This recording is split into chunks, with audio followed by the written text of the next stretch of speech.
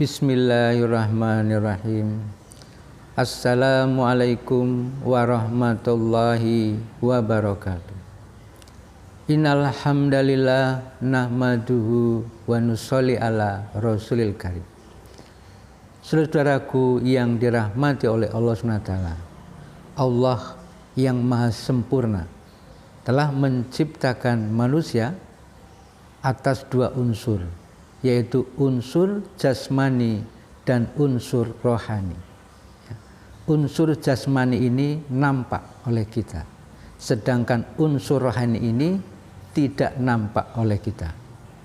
Dan dengan kekuasaan Allah SWT, Allah jadikan sesuatu yang tidak nampak ini, yaitu unsur rohani, jauh lebih penting daripada yang nampak. Bahkan yang utama, yang mempengaruhi yang nampak ini adalah yang tidak nampak, rohani.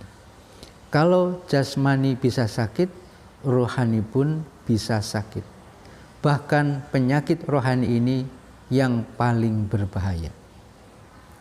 Contohnya adalah lemahnya keyakinan kita, lemahnya iman kita.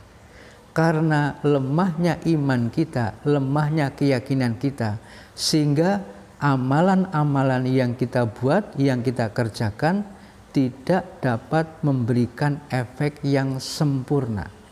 Ya. Kita sudah mengetahui apabila kita mendapatkan satu masalah, apapun masalah itu, hendaknya kita bersabar dan kita kerjakan sholat. Wasta'inu bisobri wassalah. Kenyataannya, apabila kita menghadapi masalah, apapun masalah itu, kita terburu-buru, ingin cepat-cepat masalah kita selesai, tidak sabar. Kemudian kalaupun kita menyelesaikan, ya, bukan dengan cara yang telah diperintahkan tadi, dengan sholat. Nah, inilah lemahnya keyakinan kita. Kita tidak yakin, ya, dengan wasta'inu bisobri wassalah ini. Kita yakinnya kepada yang lain. Oleh karena itu sangat penting sekali bagaimana kita perkuat keyakinan kita, kita sempurnakan keyakinan kita, kita perkuat keimanan kita, kita sempurnakan iman kita. Maka insya Allah amal-amal agama yang dilandasi dengan keyakinan yang sempurna, dengan keimanan yang sempurna akan memberikan efek yang sempurna. Sebagai contoh, kalau kita suatu ketika mendapatkan musibah berupa penyakit, ya, karena lemahnya keyakinan kita, ya, kepada Allah SWT, kepada tuntunan Rasulullah SAW, maka kita berpikir kepada dokter. Seakan-akan kita lebih yakin bahwa dokter, ya, akan bisa menyembuhkan, ya, dan kita seakan-akan ragu apa bisa Allah SWT menyembuhkan. Nah, inilah contoh lemahnya keyakinan kita.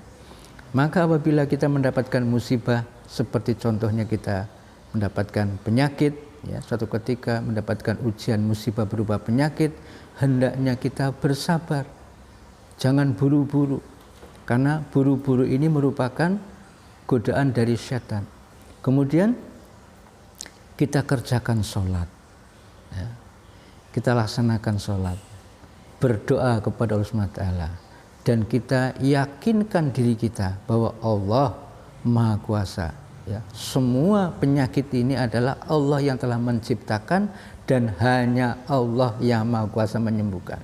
Tidak ada penyakit yang tidak ada obatnya, dan Allah SWT jika menyembuhkan penyakit maka pasti akan sembuh, tidak akan kambuh lagi. Itu kita tanamkan dulu, yakinkan seyakin-yakin yang tidak ada keraguan, baru nanti kemudian kita, ya, melaksanakan pengobatan sesuai dengan syariat, ya, bukan dengan barang-barang yang diharamkan, bukan dengan hal-hal yang ada kemusyrikan.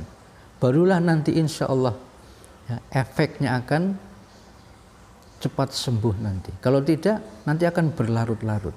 Ya. Ada pasien yang menyampaikan kepada saya, Pak Dokter, dulu saya minum obat sekali kemudian sembuh.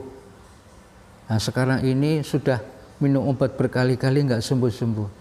Boleh jadi, ya, pasien tersebut yakinnya bukan kepada Allah Subhanahu wa taala, yakinnya kepada obat. Ya. Kemudian Allah tunjukkan bahwa yang menyembuhkan Allah, bukan obat. Nyatanya minum obat nggak sembuh-sembuh juga.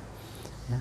Pasien ini lupa, ya, menanamkan keyakinan yang benar, yakin hanya kepada Allah. Sedangkan dokter, obat ini hanya lantaran saja. Ya. Oleh karena itu penting sekali, terutama kepada para dokter, tenaga medis, ya, kita tanamkan keyakinan kepada pasien bahwa Allah Subhanahu wa taala yang menyembuhkan, bahwa semua penyakit pasti ada obatnya, bahwa Allah Subhanahu wa taala dengan kekuasaannya dapat menyembuhkan penyakit dengan obat ataupun tanpa obat. Kita yakinkan. Kemudian kita motivasi pasien untuk melaksanakan amal-amal agama. Ya, dengan sholat, dengan doa, dengan sedekah, dengan beristighfar. Karena boleh jadi musibah itu karena dia jauh dari Allah, karena dosa-dosanya. Maka selama dia jauh dari Allah, selama dia tidak mengamalkan amalan-amalan agama, selama itu penyakitnya tidak akan hilang. Dengan obat apapun tidak bisa hilang. Sehingga ketika kita sampaikan ajakan untuk beristighfar, bertobat, kembali kepada Allah SWT, kembali kepada amalan-amalan agama, insya Allah obat yang diberikan ini menjadi asbab kesembuhan, dijauhkan dari segala efek-efek yang negatif. Ya. Insya Allah. Wassalamualaikum warahmatullahi wabarakatuh.